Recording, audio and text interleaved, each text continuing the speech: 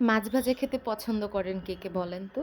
আমার তো খুব ভালো লাগে। হ্যালো এভরিওয়ান, আসসালামু আলাইকুম। আমি নানজুসি বলছি।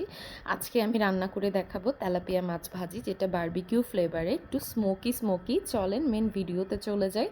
এখানে আমি তেলাপিয়া মাছটা খাঁচ কেটে নিয়েছি। এখানে দিয়েছি আমি মশলার মধ্যে জাস্ট লবণ, হলুদ, গুঁড়ামরিচ আর লেবুর রস। এই লেবুর রসটাই কিন্তু আপনার সিম্পল মাছ ভাজিটাকে একটু দেখা যায় সিম্পল টু গর্জিয়াস করে দিবে।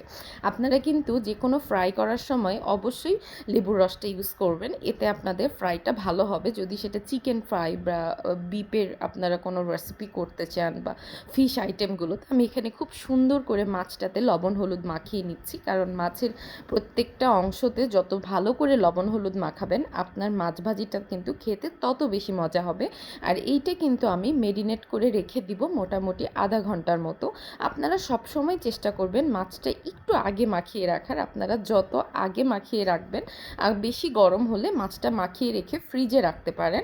আবার যদি একটু ঠান্ডা ঠান্ডা ওয়েদার হয় বাইরেও কিন্তু রাখা যায়। এতে হয় কি, আপনার মাছের মধ্যে ভেতরে সবগুলোতে মশলার যে একটা টেক্সচার থাকে, সেইটা কিন্তু মশলার টেস্টটা ভেতরে চলে যায়। আমি এখানে কড়াইটা গরম করে নিয়েছি।